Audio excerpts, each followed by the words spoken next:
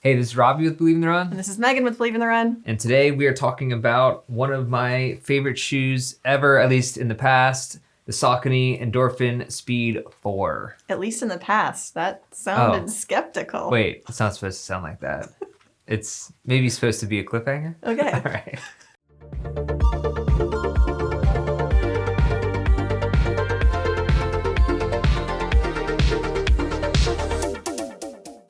Meg, this has always been one of my favorite shoes, especially the first two versions, which were pretty much the same shoe. Yeah. And then the third version, which is the blue one behind us, that one was a little more, I would say, tamed down. Would you agree? Yeah, I felt like, and that's maybe when I started to like it even more, is when it felt maybe a little softer underfoot, a little more forgiving, but it still had that speed roll and the true speed feeling. Yeah, I feel like the first impressions of the third version were, it was really nice, but for me, the upper was just kind of too roomy, which is maybe also why you liked it. Yeah, I have a wider foot, so give me a little extra room and I'm happy. Yeah, the first couple versions had a slimmed down, kind of more of a racer feel to them. And they were a little bit, not sketchy, but kind of just like on the run, like they were you had to really be dialed in and really like them. Yeah. So the third one was more forgiving. Anyways, but we're talking about the Ford today. Yeah. So there have been some changes to it that I personally think are for the better. Meg, let's get a rundown on the upper. So they call this a zonal mesh construction upper. Sure, that's a good and fancy term. It has a very lovely gusseted tongue, which I like. I feel like just overall, it's nice and stretchy and comfortable. The step-in feel is nice. It fit true to size. I mean, I do feel like maybe it's slightly narrower than the previous version, but not an issue for me. Yeah, I feel the same way. I do think it is a bit more form-fitting than the version 3. So if you had some maybe issues with the room in the third version, then this one I feel like has slimmed down a bit. Not as much as 1 and 2, but kind of in between. Yeah. I really like the lockdown of this shoe. I felt like the fit was pretty much spot on for the upper, so no issues with heel slippage, anything like that. I felt like it was just a great fit overall. Yeah, and it's still really light. Like the padding it's nice enough that it feels really comfortable around the tongue and the collar here, but it's still very, very light and just feels pretty minimal. Yep, and it's breathable, has a lot of ventilation in it, so it should be fine for any season. Let's get on to the midsole, because this has kind of been the shining star of Saucony's Endorphin line for the past few years. We're talking about the PWRRUN PB foam, which is kind of like their PBA-based Beat It TPE style foam.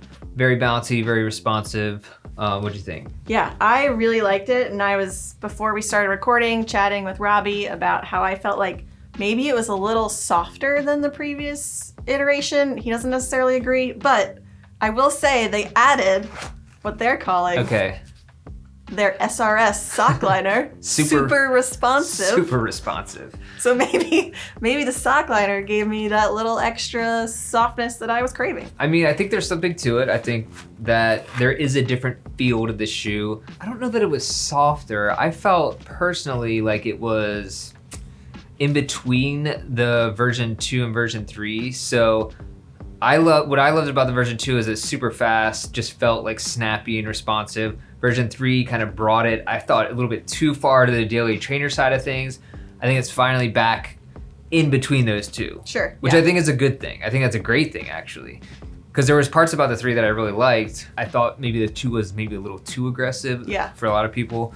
So I think this hits that sweet spot where it needs to be. Yeah, because I feel like now with this shoe, you can do your daily mileage in it if you want, but you can also pick up the pace because you've got that bounce from the foam, and then also there's that nylon plate in here, which is also going to give you that pop. Yeah, and so it's a winged plate, so it offers a little bit of stability, which was changed that was what was new in version 3, was that the plate was winged, so that did offer that stability. I thought, again, it went too far in the daily trainer direction, but now it brings it back.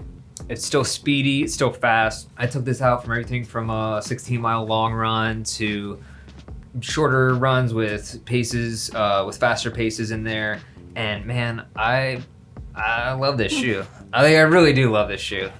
Yeah, I was saying, it's one of those shoes you can do pretty much everything in, and I think that's pretty awesome. And I think the longest run I did was maybe around 15. Okay. But again, like not worried about it. I feel like you could wear this for the marathon if you wanted to. Oh yeah. There's plenty of cushioning underfoot, so stack height is 36/28, same 8mm drop as the last version. Yeah.